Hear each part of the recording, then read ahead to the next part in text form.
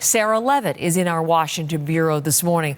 Sarah, a story that involves the Trump administration, the trade war, and Alberta Premier Danielle Smith is really becoming a key issue today in the campaign. Walk us through what she said and to whom and the implications of it all.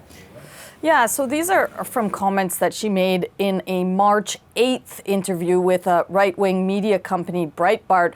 But those comments have since been noticed and criticized. It's important to note, though, that this was before Mark Carney had been elected leader of the Liberal Party. All the same, some have said what Smith's comments could be seen as election interference. Let's listen to what she had to say.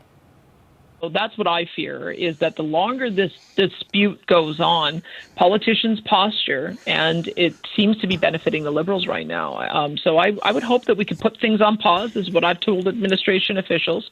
Let's just put things on pause so we can get through an election. Now, Danielle Smith's office is vehemently denying the accusations that this is election interference in any way. She issued, the office issued a statement yesterday saying, any suggestion the Premier is asking the U.S. to interfere in Canada's election is offensive and false. And then Danielle Smith herself issued a statement saying, now that an election has been called, I would reiterate my hope that the United States would refrain from placing tariffs on their closest ally and largest trading partner during the middle of the election. Smith does say that she has concerns with the Liberal Party, but that a decision to give that party a fourth mandate is, as she says, ultimately up to Canadians. Sarah, the leaders are putting out the early campaign messaging, obviously, and so much of it hinges on U.S. President Trump. It was a key theme dealing with the Trump administration in their speeches to launch their campaigns. What are they saying in terms of how each of the leaders will pledge to deal with Donald Trump? Well, there isn't any doubt that what is happening here in the U.S. and President Trump's comments are having a major impact on this campaign, whether it's on tariffs and the economic impacts in Canada, or Trump's repeating taunts to make the country the U.S.'s 51st state. We saw from Liberal leader Mark Carney a campaign ad that featured Mike Myers, who now lives in the U.S., but it was all about Canadian pride.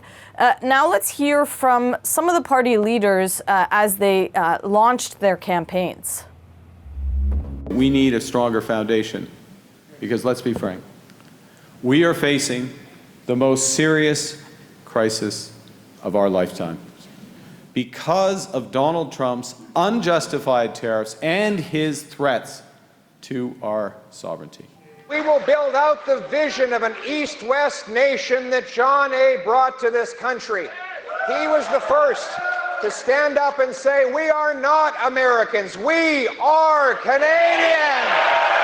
Let me be perfectly clear. We will never be Trump's 51st state, not in name, not in values, not ever. So they're, interesting to note that just a couple months ago, an election campaign in Canada would be considered talking about the issues within Canada, and now it's the issue of the relationship between the U.S. and Canada and the threats that the Trump administration has made towards the country. It's clear there is almost a primary ballot box question during this election: who is best to handle Trump?